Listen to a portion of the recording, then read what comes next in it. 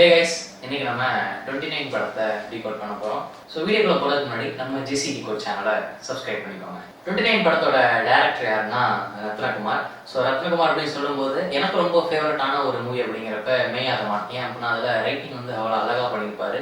So அதுக்கு equal அப்படிங்கிறத விட அதோட பெட்டராகவே வந்து இதில் ரைட்டிங் அந்த அளவுக்கு சூப்பராக இருக்கு.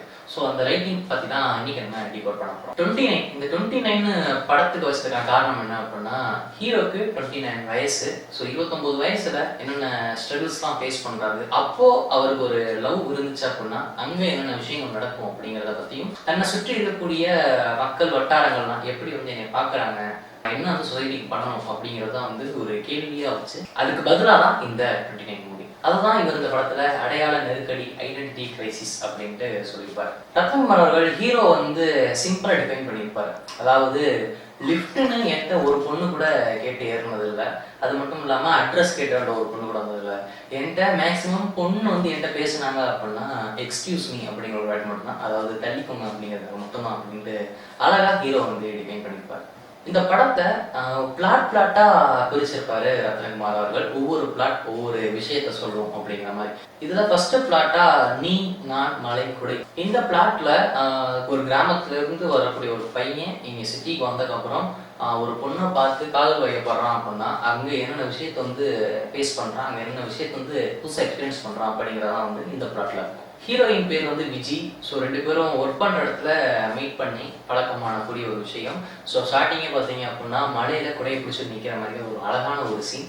நெக்ஸ்ட் வந்து பார்த்தீங்க அப்படின்னா அடுத்த கட்டில், அதாவது ரெண்டு பேரும் வந்து புதுசாக வந்து ஆஃபீஸில் இன்ட்ரடியூஸ் ஆகுற மாதிரி ஒரு ஃப்ளாஷ்பேக் மாதிரி காமிப்பாங்க. அந்த ஒரு ஃப்ளாஷ்பேக்கில் ஹீரோயின் பேரான விஜயை வந்து இந்த என்ட்ரி நோட்டில் எழுதுவாங்க பார்த்தீங்களா. அதை எழுதுறப்ப ஹீரோ சொல்கிற ஒரு வேர்டு என்ன அப்படின்னா, நான் சாகுறப்ப முன்முக்கக்கூடிய ஒரு பேரை நோட்டில் எழுதிட்டு போகுது அப்படின்னு சொல்லுவாங்க. ஸோ வந்து ரொம்ப இம்ப்ரெசிவாக இருந்துச்சு அந்த ஒரு. நெக்ஸ்ட் இந்த பிளாட்ல எனக்கு ரொம்ப ஃபேவரட்டாக இருந்தக்கூடிய ஒரு விஷயம் என்ன அப்படின்னா, படி இருக்கும், படியில் ஏறணும். அந்த படியில் ஏறப்ப ஃபர்ஸ்ட்டு ரெண்டு பேரும் ஒரே மாதிரி ஏற மாதிரி இருக்கும். பட் அப்படி ஏற முடியாது. அப்படி நீங்கள் சூழ்நிலை வரப்ப நீங்கள் ஏறுங்க அப்படின்ட்டு பொண்ணு வந்து பையன்கிட்ட சொல்லுவான். பையன் வந்து இல்லை நீங்களே ஏறுங்க அப்படின்னு சொன்னோன்னே அந்த பொண்ணு மேலே ஏறும். மேலே ஏறப்ப அந்த பொண்ணை வந்து சிரிச்சுக்கிட்டே பார்த்துக்கிட்டு இருப்பான். பட் அந்த பொண்ணுக்கு என்ன அப்படின்னா ஒரு இன்செக்யூரிட்டி ஃபீலிங் வந்துடும், இது தப்பான ஒரு பார்வையில் பார்க்குறானோ அப்படின்ட்டு. டக்குன்னு அது ஒரு ஆக்ஷன் பண்ணி முடிச்சோன்னே அவனுக்கு வந்து அவன் அப்படி பார்க்கல அப்படி இருந்தாலுமே பட் பொண்ணு அப்படி பண்றப்ப அது ஒரு கில்ட்டோட ஒரு மாதிரி போவான். அப்படி போறப்ப நம்மளே வந்து ஈஸியா ரிலேட் பண்ணிக்க முடிஞ்சு அந்த ஒரு ஃபீலிங். ஆனா அந்த பொண்ணு அதை புரிஞ்சுக்கிட்டு அதுக்கப்புறம் போயிட்டு இட்ஸ் ஓகே, ரெண்டு பேர் மேலே தப்பு இல்லை அப்படிங்கிற மாதிரி வந்து பேசுறப்ப என்னமா எடுத்திருக்காங்க அப்படிங்கிற மாதிரி நினைக்கிறது. ஸோ இப்படி அறிமுகமாகி, அதான் உங்களை வந்து என்னோட பேரை சொல்லி கூப்பிடுங்க அப்படிங்கிற ஒரு இடத்துல அறிமுகமாகி வாடா போடா அப்படின்னு கூப்பிடுற ஒரு ரிலேஷன், ஒரு உறவு முறைக்கு வந்தக்கப்புறம் அந்த ஒரு காதல் சொல்றதுக்கான ஒரு இது இருக்கும். ஸோ அந்த மாதிரியான ஒரு நேரம் அதான் சொன்னேன் பார்த்தீங்களா, மலையில குடையை பிடிச்சிட்டு இருக்கிறப்ப அப்போ வந்து அந்த பொண்ணை வந்து அழகா வந்து வர்ணிப்பார். என்ன அப்படின்னா லைக், அதாவது அவருடைய உதடு வந்து திருப்பி போட்ட திருக்குறள் மாதிரி இருக்கும் அப்படின்னு சொல்லுவாங்க.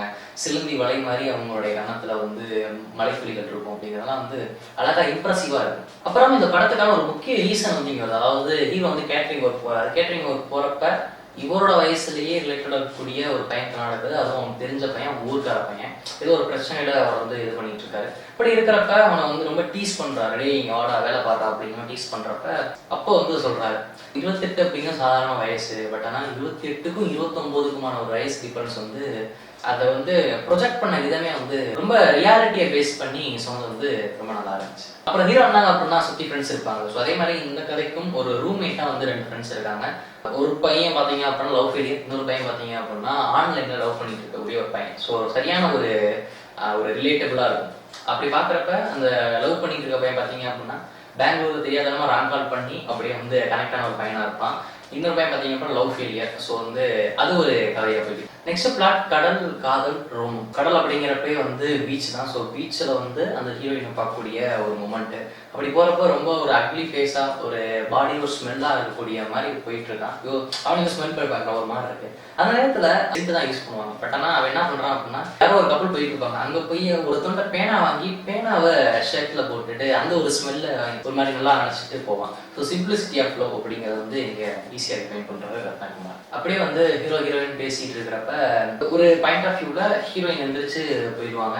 போயிருந்துச்சா வந்து அந்த வருத்தமா உட்காந்துருப்பான். அப்போ வந்து எல்லா இளைஞர்களுமே வந்து ரிலேட் பண்ணிப்பாங்க இந்த ஒரு லவ் ஃபீல். அதாவது என்ன சொல்லுவாங்க அப்படின்னா, ஹீரோ சொல்லுவாரு, அதாவது நான் பேசுறதை விட என்னோட மைண்ட் வாய்ஸ் பேசுறது தான் ரொம்ப இன்ட்ரெஸ்டிங்கா இருக்கும் அப்படிங்கிறது. இது வந்து பாய்ஸ் மட்டும் இல்ல, எல்லாருமே ஈஸியாக ரிலேட் பண்ணிக்கலாம். இந்த ஒரு விஷயம் அடுத்து அந்த லவ் ப்ரொபோசலுக்கான ஒரு யூனிக்னஸ் வந்து இங்க காமிப்பாங்க. அதாவது பீச்சில் ஒரு சென்ட்ரான ஒரு பிளேஸ் இருக்கும். அதுக்கு அங்கிட்டு போனோம் அப்படின்னா வண்டி சத்தமா இருக்கும், இங்கிட்டு வந்தீங்க அப்படின்னா கடல் அலை சத்தமா இருக்கும். பட் ஆனால் அது சென்ட்ரல் பிளேஸ்ல ஜஸ்ட் அந்த கடல் காற்றுக்கான சத்தம் மட்டும் இருக்கும். அந்த இடத்துல வந்து ஹீரோ வந்து ப்ரப்போஸ் பண்ணுவார். ஸோ ரொம்ப யூனிக்கா இருக்கும். என்ன அப்படின்னா, ஆயுசு முழுக்கவும் என்னை அண்ணாந்து பார்க்க ரெடியா அப்படிங்கிற மாதிரி ஒரு ப்ரொபோசல் லைன் கொடுப்பாரு. நீ ரொம்ப ரசிக்கண்டா அப்படின்ட்டு பொண்ணு சொல்லிட்டு அப்படியே போகும். ஸோ அப்படியே ஒரு பாட்டு வரும். ஸோ ரொம்ப ஒரு சினிமேட்டிக்காக ஃபேண்டசியாக இல்லாமல் ரியாலிட்டியாக வந்து எழுதிருப்பாரு. இந்த ஒரு பிளாட்ல கடைசியா என்ன வரும் அப்படின்னா, அதாவது ப்ரப்போஸ் பண்ணிட்டு மல்லிப்பூ வாங்கி கொடுப்பான். அதையே பார்த்துக்கிட்டே வந்து ஒரு சாங் இருக்கும். ஸோ அந்த பாட்டு முடிஞ்சதுக்கப்புறம் ஹீரோயினை போய் வீட்டில் போய் விடுறப்ப இங்கே ஒரு என்ன நடக்கும் அப்படின்னா, அந்த பூ வந்து வீட்டில் போய் மாட்டிக்கிட்டோம் அப்படின்னா சொல்லுவாங்க அப்படின்ட்டு அந்த பூ வந்து ஒரு ஓரமாக போட்டு போயிடுவோம். அந்த பொண்ணு போனதுக்கப்புறம் அந்த பூ எடுத்து ஸ்மெல் பண்றப்ப அந்த பாட்டுல ஹீரோட்ட இருக்கக்கூடிய சிரிப்பு முகத்தை விட இப்போ ரொம்ப இன்னும் அழகா இருக்கும் அவனோட முகம். ஸோ நைட்ல வந்து அப்படியே காலையில மாறுது, லவ் ப்ரப்போஸ் பண்ணி முடிச்சுட்டாங்க. ஸோ ஒரு லவ்வோட இனிஷியல் ஸ்டேஜில் இருக்காங்க. அந்த பொண்ணுக்கு என்ன அப்படின்னா ஐஏஎஸ் படிக்கிறது தான் அவரோட ஆசை. ஸோ அதனால அவங்க அம்மா வந்து அந்த ஐஏஎஸ் படிக்க இம்பார்ட்டன்டான புக்கெல்லாம் வாங்கி வைக்கிறாங்க. வாங்கி வச்சதை அவங்க அம்மா எடுத்துட்டு விஜய் வேலைக்கு போறப்ப கொடுக்குறப்ப, ஓ அப்படியே வாங்கிட்டு அப்படின்னு எக்ஸ்பிளைன் கூட பாக்குறாங்க. பட் ஆனால் ஃபோன்ல சத்யா கால் பண்ணோடனே சரி இந்த வை அப்படின்ட்டு வந்து டக்குனு வச்சுட்டு அப்படியே போயிடுவாங்க. இதை வந்து அடுத்து வந்து அங்கே ரிலேட் பண்ணுவாங்க அடுத்தடுத்த சீன்ல. ஸோ அடுத்ததா ரெண்டு பேருமே சேர்ந்து ஆஃபீஸ் போனோடனே ஆஃபீஸில் ரொம்ப கரெக்ட் அப்படின்ட்டு பஸ்ஸில் போகலாம் அப்படின்னு சொல்றப்ப பொண்ணு கேட்கும், ஏன் வந்து உனக்கு பிடிச்சிருக்கு அப்படின்னு சொல்றப்ப வந்து உன் கண்ணு மூக்கு அப்படின்னு சொன்னோடனே நீ ரொம்ப, அதாவது எல்லாரும் சொல்ற மாதிரி இருக்கு, என்னோட கேரக்டர் பிடிக்கும் அப்படிங்கிற மாதிரி சொல்லுவேன்னு கேட்குறப்ப இவன் வந்து ஒரு மாதிரி சொல்லுவான். அதாவது இதனாலதான் பிடிச்சிருக்கு அப்படின்னு சொல்றப்ப காதல் அதற்கு அப்படின்னு சொல்லுவான். அதாவது காரணமின்றி வரும் காதலுக்கு காதலின் பிரிவுக்கும் காரணம் இல்லை அப்படிங்கிறது வந்து இங்கே வந்து சிம்பிளா சொல்லி முடிக்கிறாரு. ஸோ அப்புறம் அதை வந்து ஒரு கரெக்டாக ஒரு ஃபார்மை கொண்டு வந்து அப்படியே ஒரு பாட்டு ஆரம்பிக்கும். சீலை அப்படிங்கிறது, சீலை அப்படிங்கிற ஒரு பிளாட்ல தான் இந்த சீன்ஸ்லாம் நடக்கும். ஸோ நெக்ஸ்ட் வந்து கடைசியாக பார்த்தீங்க அப்படின்னா கேர்ள்ஸோட ஃப்ரெண்ட்ஸுக்கு வந்து தன்னோட லவ்வரை இன்ட்ரடியூஸ் பண்ணுறதுக்காக கூப்பிடுறாங்க.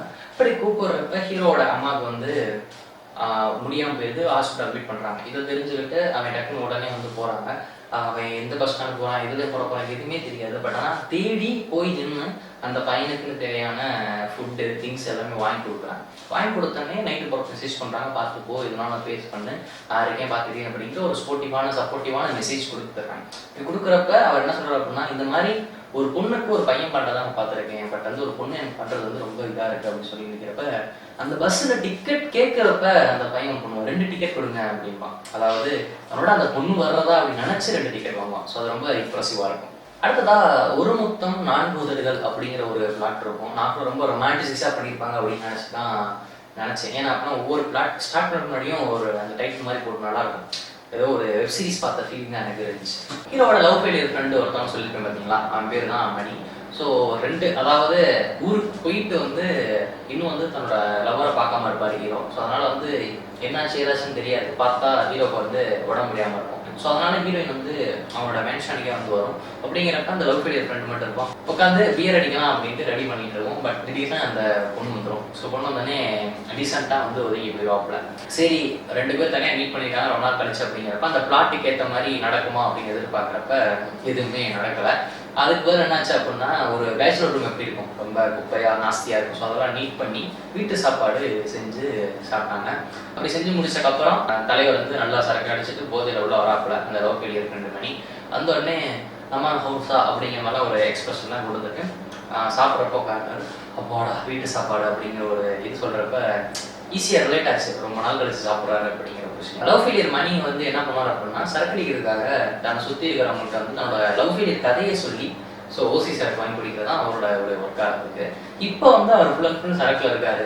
இப்போ அவர் சொல்லக்கூடிய கதைகள் எல்லாமே வந்து இந்த ஓசி சரக்காக இல்லை, தன்னுடைய மனசுலேருந்து இருக்கக்கூடிய ஒரு பாரத்தை ஒரு வழியை வந்து கொட்டுறாரு இந்த ஒரு இடத்துல. ரொம்ப ஒரு அழகா அப்படிங்கிறத விட ரியாலிட்டியோட கரெக்டாக கொடுத்துருப்பாரு ரத்னகுமார் அவர்கள். இந்த ஒரு இடத்துல தான் ஒரு படத்தோட ஒரு முக்கியமான ஒரு விஷயமே வந்து டேர்ன் அவுட் ஆகும். அதாவது சிம்பிளாக வந்து லவ் நினைச்சுவார். ஸ்டார்டிங்கில் கெமிஸ்ட்ரி மட்டும் போதும், ஆனா அடுத்தடுத்து வரணும் அப்படின்னா மேக்ஸும் வேணும் அப்படின்னு சொல்லியிருப்பாரு. இப்படி பல விஷயங்களை லவ்ல ரியாலிட்டிக்கு என்னென்ன ஆகும் அப்படிங்கிறதுலாம் சொன்னோடனே பொண்ணுக்கு வந்து ஒரு கொஸ்டின் மார்க்கா இருக்கும். பல விஷயம் வந்து மனசுல வரும். நம்ம ஐஏஎஸ் கனவு என்னங்க, இப்போ நம்ம லவ் பண்ணுறோம் அப்படின்னா நம்ம கல்யாணத்துக்கு மூவ் ஆகலாமா, அவங்க வீட்டில் சொன்னது இவங்க வீட்டில் சொன்னது பல விஷயங்கள் மூவ் ஆகிறப்ப இந்த ஒரு இன்சிடென்ட்ல இருந்து ஹீரோயினோட பிஹேவியரே டோட்டலாக சேஞ்ச் ஆயிடும். இதன் மூலமா ஹீரோ வந்து ரொம்ப வந்து அஃபெக்ட் ஆயிடும். பிகாஸ் அந்த பொண்ணு வந்து சொசைட்டி பத்தியும் சொசைட்டிகளுடைய காம்ப்ளிமெண்ட் பத்தியும் யோசனை பண்ண ஆரம்பிக்குது. அப்படியே அடுத்த பிளாட்டுக்கு போறாங்க. அது என்ன பண்ணா குதிர் காற்று அருந்த காத்தாடி அப்படிங்கிற ஒரு விஷயம். ஸோ அதுக்கு ரிலேட்டபிளா தான் இந்த ஒரு பிளாட் சூப்பரா இருக்கும். இந்த பிளாட் எனக்கு ரொம்ப ஒரு ஃபேவரட்டான பிளாட் சொல்லலாம் இந்த படத்துல. ஸோ ஃபைனலா இந்த ஒரு முடிவு வந்துருச்சு. ஸோ ஹீரோயின் சொசைட்டி பற்றி யோசிக்கிறப்ப ஃபைனலாக இந்த ஒரு விஷயம் வந்தாங்க, அதாவது எக்ஸாம் ப்ரிப்பேர் பண்ணுறது. ஸோ அதே மாதிரி இந்த படத்தில் ஐஏஎஸ்க்கான ஒரு ஒர்க்கிங் ப்ரிப்பரேஷன் எல்லாமே போயிட்டு இருக்கு. இப்படி போயிட்டு இருக்கிறப்பையும் அந்த ஒரு லவ் அப்படிங்கிற ஒரு ரிலேஷன்ஷிப் விடாமல் இருக்கிறதுக்கு அப்பப்போ கால் பண்ணி ஏதோ கடமைக்கு பேசுகிற மாதிரி வந்து நைட்டில் கொஞ்சம் நேரம் பேசி அந்த மாதிரி இருக்கிறப்ப அதையும் வந்து ஹீரோ வந்து உணர்றாரு. இப்படியே போயிட்டு இருக்கு. ஒரு நாள் எக்ஸாம் முடிஞ்சதுக்கப்புறம் ஹீரோ கால் பண்ணி நீ ஒரு இடத்துக்கு வா, அவனை ஒரு ஃபங்க்ஷனுக்கு போகிறோம் அப்படின்ட்டு ஃபங்க்ஷன்ஸ்க்கு ஹீரோயின் கூப்பிட்டு போவாங்க. அப்படி கூப்பிட்டு போகிறப்ப பார்த்தீங்க அப்படின்னா என்னோட ஹிந்தி டீச்சரோட இருக்கக்கூடிய ஒரு சின்ன ஒரு ஃபங்க்ஷன். அந்த ஃபங்க்ஷனுக்கு 2 பேரும் போவாங்க. அந்த ஃபங்க்ஷனை சுற்றி ஃபுல்லாக ஒரு ஃபாரினர்ஸ் வரைஞ்ச பெயிண்டிங்காக இருக்கும். ஸோ அந்த ஃபாரினர் பார்த்தீங்க அப்படின்னா இந்த ஹீரோட ஹைட்டா இருப்பார். ஸோ ஒரு எட்டி இப்படி பார்ப்பார். அப்படி பார்க்குறப்ப ஹீரோ ஒரு டைலாக் சொல்லுவார், அண்ணாந்து பார்க்குறது எவ்வளோ கஷ்டம் இப்போதான் புரியுது அப்படிங்கிறது. ஸோ இதையும் முன்னாடி ஒரு ப்ரப்போசல் பண்ணுறப்ப ஒரு டைலாக் சொல்லுவாங்க பார்த்தியா, என்ன ஆயுசு முழுக்க அண்ணாந்து பார்க்க ரெடியா அப்படிங்கிறத வந்து ஈஸியாக வந்து இங்கே ரிலேட் பண்ணுறப்ப டிஃபரெண்ட் வே. அப்போ ஃபாரினர் கேட்பாரு, ஏதோ தேடிட்டு இருக்கீங்க, யாரை தேடிட்டு இருக்கீங்க அப்படிங்கிறப்ப செட்ஸ் மை ஃபேவரட் பெயிண்டிங் அப்படின்ட்டு அதோட லவரை சொல்லுவார். அப்படி சொல்லி முடிச்சோடனே அந்த ஒரு படத்துலேயே ஃபர்ஸ்ட் டைம் வந்து ஆஃப் சாரி கட்டிட்டு ஹீரோயின் வர்றப்ப 29 வயசா இருந்தாலும் சரி 40 வயசா இருந்தாலும் சரி முதல் முறையா தன்னுடைய லவரை வந்து ஆஃப் சாரியில பாக்குறப்ப எல்லாரோட பையனுக்கும் ஒரு தேஜஸ் வந்து மூஞ்சில கண்டிப்பா இருக்கும். ஸோ அந்த தேஜஸ் வந்து அந்த படத்துல ஹீரோ கண்டிப்பா இருந்துச்சு. ரொம்ப நல்லாவே இருந்துச்சுன்னு சொல்லலாம்.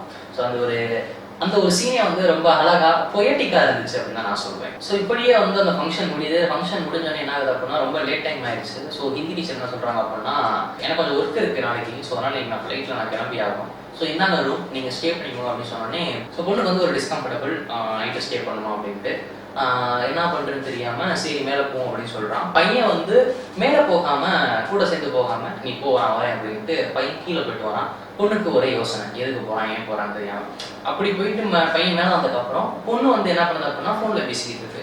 யார்கிட்ட அப்படின்னா அவங்க அம்மாட்ட. அதாவது இந்த மாதிரி நான் இங்கே இருக்கேம்மா, கொஞ்சம் நேரம் ஆகும் வந்துடுவேன், இல்லை அப்படின்னா நாளைக்கு காலைல வருவேம்மா, அந்த மாதிரி சத்யா கூட இருக்கான் அப்படின்ட்டு சொல்லிட்டு இருக்கேன். இப்படி சொன்ன உடனே சரி இதெல்லாம் நார்மலாக சொல்கிறாங்க அப்படிங்கிற மாதிரி இருக்கும்.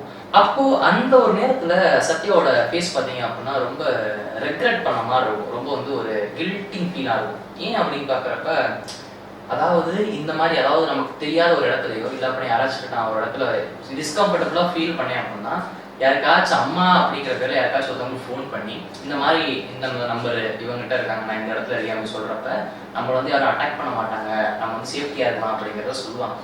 அந்த ஒரு விஷயத்த நீ ஏன்டே ட்ரை பண்ற பத்தியா, ஏன்னா அதை சொல்லி கொடுத்ததே நான் தான், இது ஏன்டே பண்றப்ப எனக்கு எப்படி இருக்கும் அப்படின்னு சொல்றப்ப ஒரு மாதிரி எனக்கே ரெக்ரெட் ஆச்சு. சரி எதுக்குதான் அந்த பையன் கீழே போனான்னு பாக்குறப்ப அந்த ஃபங்க்ஷன் கீழே சின்னதா வந்து ஸ்டால் மாதிரி போட்டிருப்பாங்களா, அந்த ஸ்டால்ல ஜிமிக்கி நல்லா இருந்திருக்கும் போல. ஸோ அந்த ஜிமிக்கியை வாங்கி கொடுக்கறதுக்காக அந்த பையன் போயிருக்கான். பட் ஆனால் அந்த பொண்ணு தப்பா நினைச்சிருக்கு.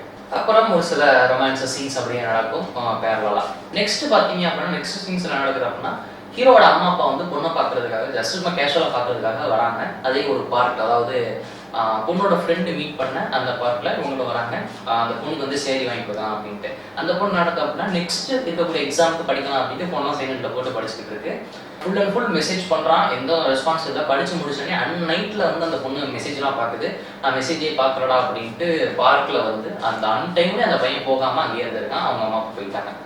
ஸோ அப்படி போனோடனே அதாவது இதை வந்து ஈஸியாக வந்து ரிலேட் பண்ணி காமிக்கிறார் ரத்னகுமார். அதாவது அம்மா அப்பாவுக்கு உடம்பு இல்லைன்ட்டு ஹீரோ வந்து ஊருக்கு போகிறப்ப மணிக்கணக்காக மெசேஜ் பண்ணி நான் இருக்கேன் பார்த்துக்கிறேன் அப்படின்னு சொல்லக்கூடிய அந்த பொண்ணு தான் இப்போ தன்னோட பேஷனுக்காக அவனையே மறந்து தன்னோட பேஷனை நோக்கி படிச்சுக்கிட்டு இருக்கா. அப்போ அவன் பண்ணக்கூடிய மெசேஜ் எதுவுமே வந்து பார்க்கல கவனிக்கல அப்படிங்கிறது வந்து ஈஸியாக ரெசம்பிள் பண்ணி காமிக்கிறாங்க. இந்த சீனை வந்து கொஞ்சம் அப்படியே கொஞ்சம் வெலாபரேட்டாக கொண்டு போயிட்டு கடைசியில் என்ன ஆகுது அப்படின்னா பிரேக்கப் அப்படிங்கிற ஒரு விஷயம் வருது. ஸோ காதல் 6 வகைப்படும், அந்த வகைப்படும்ல இந்த பிரேக்கப்பும் ஒரு வகை அப்படின்னு சொல்லலாம். ஸோ அப்படியே வந்து என்ன பண்றாரு அப்படின்னா தன்னோட ஊருக்கு போறாரு தன்னோட அம்மாவுக்கு சப்போர்ட் பண்றதுக்காக. ஸோ அப்படியே என்ன ஆச்சு அப்படின்னா பிரேக்கப் ஆயிடுச்சு. பிரேக்கப் ஆனதுக்கப்புறம் அப்படியே வந்து ஒரு 2-3 நாட்கள் 12 நாட்கள் அப்படின்னு ஒரு நாட்கள் போட்டாங்க. நாட்களுக்கு அப்புறம் வந்து ஊர்ல இருக்கிற மாதிரி காமிக்கிறாங்க.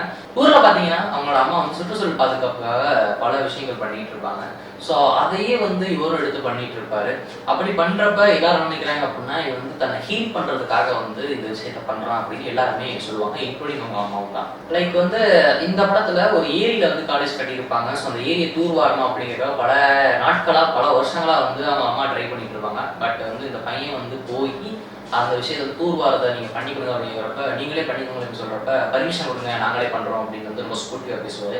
ஸோ அப்படி பேசி 6 மாசத்துல நாங்களே ஏரியை கிளீன் பண்றோம் அப்படிங்கிற ஒரு நல்ல ஒரு மோட்டோவோட சேர்ந்து ஒரு நல்ல ஒரு மோட்டிவேஷனா இருந்துச்சு இந்த ஒரு படம் இண்டஸ்ட்ரியில். இப்படி ஒரு மனுஷன் முதலுக்கு நல்லது பண்றப்ப பல சங்கடங்கள் வரும் இல்லையா, அதே மாதிரிதான் ஒரு விஷயத்தினால இவர் வந்து ஜெயிலுக்கு தூக்கி போடுறாங்க. அவங்க அம்மா போய் பாக்குறப்ப ஏன்டா இப்படி இருக்கு, பேசாம நீ ஊருக்கே போயிடா, உன் இஷ்டத்துக்கு நீ இருடா அப்படின்னு சொல்றப்ப ஹீரோ சொல்லுவாரு, ஒரே செடியை எத்தனை இடத்துலதான் புடுங்கி நடுவீங்க, நம்ம ஒரு நிலையா இருக்கணும் அப்படிங்கிற மாதிரி ஒரு எமோஷனலா பேசுவாரு. அதுக்கப்புறம் இன்னொரு விஷயம் என்ன சொல்லுவாரு அப்படின்னா, விஜய்ட்ட நீ சொன்னியம்மா உனக்கு மனசுக்கு பிடிச்சதை செய்யுமா அப்படின்ட்டு, அதையம்மா நீ ஏன்டா சொல்லலாம் அப்படிங்கிறப்ப இனிஷியலா ஒரு டைலாக் சொல்லியிருப்பாரு.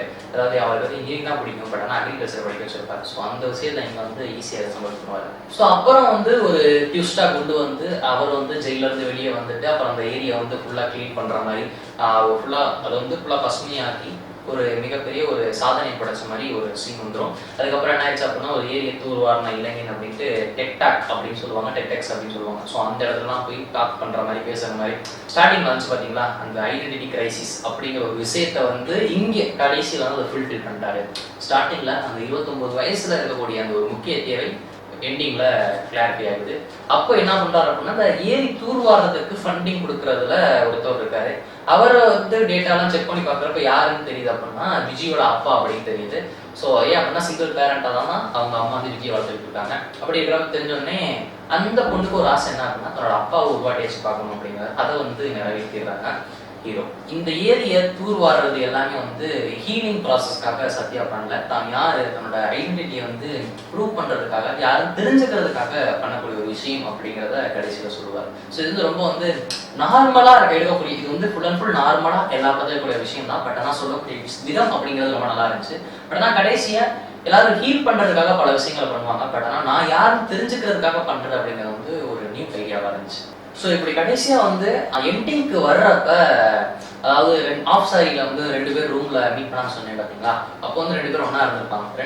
2 பேரும் ஒன்னா இருக்கிறப்ப ஹீரோயின் வந்து ஒரு மிகப்பெரிய விஷயத்த சிம்பிளா எக்ஸ்பிளைன் பண்ணி முடிச்சிருப்பாங்க. ஆண் அப்படிங்கிறது சீருவான் பாய்வான் அப்படின்ட்டு ஒரு மிகப்பெரிய ஒரு பிம்பத்தை வந்து இங்க பாய்ஸ் வந்து மெயிட் பண்ணியிருக்காங்க. கேர்ள்ஸ் பார்த்தீங்க அப்படின்னா ஒரு மென்மையானவள், பணிவானவள் அப்படின்ட்டு ஒரு இங்க ஒரு பணிவையும் இங்க ஒரு ஆக்ரோஷத்தையும் வந்து இங்க நம்ம வந்து பில்ட் பண்ணி வச்சிருக்கோம். ஆனா நீ ஒரு பையன், நான் ஒரு பொண்ணு, அவ்வளவுதான் அப்படிங்கிறதான் இங்க சொல்லுவாங்க. இங்க வந்து காதல் ஆண் பெண் அப்படிங்கிற விஷயத்தை வந்து ரொம்ப ட்ரொமாட்டிசைஸ் பண்ணி வச்சிருக்கோம். ஆனா ரியாலிட்டி அப்படி வரும்போது இங்க ஃபேண்டசி தான் இங்க அதிகமா இருக்கு, ரியாலிட்டியில எதுவுமே இல்லை அப்படிங்கிற சொல்றப்ப ஈஸியா எல்லாராலையும் ரிலேட் பண்ணிக்க முடிஞ்சுங்கிறத விட எல்லாரும் அக்செப்ட் பண்ணிக்கிட்டாங்க அப்படிங்கிறதான் உண்மை. ஸோ இது வந்து என்ன சொல்றாங்க அப்படின்னா, ஃபேண்டசி அப்படிங்கிறத விட்டுட்டு ரியாலிட்டிக்கு வந்தீங்க அப்படின்னா நீங்க பல விஷயத்தை எக்ஸ்ப்ளோர் பண்ணலாம் அப்படிங்கிறதான் இந்த படத்துல இருந்து கடைசியா சொல்ல வராங்க. ஸோ ரொம்ப ஒரு நரேட்டிவ் அப்படிங்கிற விஷயம் வந்து இந்த படத்துல ரொம்ப அழகாவே இருந்துச்சு. ரொம்ப ஒரு ஃபீல் குட் மூவி அப்படின்னு சொல்லலாம். கடைசியா விஜய் அப்படிங்கிற கேரக்டர் வந்து ஒரு கவிதை சொல்லுவாங்க. என்ன அப்படின்னா, நீ தொட்ட இடமெல்லாம் உன்னை தேடுகிறது முதலில் என் இதயம் அப்படின்னு போட்டு விஜய் அப்படின்னு இருக்கும். போட்டு முடிச்சோன்னே ரிட்டன் பை ரத்னகுமார் அப்படின்னு சொல்றப்ப இது விஜய் தான் ரத்னகுமார் எழுதுதான் அப்படின்றது தெரியாது. ஸோ ரொம்ப ஒரு ஹார்ட்ஃபுல்லான ஒரு ஃபீல் குட் மூவி அப்படின்னா 29. இதோட ஓடி ரிலீஸ் ஆயிடுச்சு. நானே ஓட்டிட்டு தான் பார்த்தேன். ஏன் அப்படின்னா படம் ரிலீஸ் ஆனப்ப எலெக்ஷன் டைம் எல்லாருமே வந்து படத்தை யாரும் ஃபோக்கஸ் பண்ணல, எலெக்ஷனுக்கு தான் ஃபோக்கஸ் பண்ணிட்டு இருந்தாங்க. அதையும் வந்து ரத்னகுமார் அவர்கள் பல இடத்துல வந்து இன்டர்வியூல சொல்லியிருப்பாரு. ஸோ ரொம்ப ஒரு வருத்தமான விஷயம், தியேட்டரில் ஓடிட்டு நல்லா இருந்திருக்கும். ஓடியில் பாருங்க, ரொம்ப ஒரு ஃபீல் குட் ஃபிலிம். ஸோ இதுல பல விஷயங்களை டீகோட் பண்ணியிருக்கோம். உங்களுக்கு எந்த விஷயம் பிடிச்சிருக்கு அப்படிங்கிறத கீழே கமெண்ட் பண்ணுங்க. இந்த மாதிரி வேற ஏதாச்சும் மூவிஸ்க்கு டீகோட் பண்ணணும் அப்படின்னா கீழே கமெண்ட் பண்ணுங்க, அந்த மூவிஸ்க்கு உங்களுக்கு டீகோட் பண்ணுவோம். ஸோ இந்த வீடியோ உங்களுக்கு பிடிச்சிருக்கு அப்படின்னா லைக் பண்ணுங்க, உங்களோட ஃப்ரெண்ட்ஸ் ஃபேமிலிக்கு ஷேர் பண்ணுங்க, மறக்காம ஜிசி டீகோட் சேனலை சப்ஸ்கிரைப் பண்ணிடுங்க. டாடா.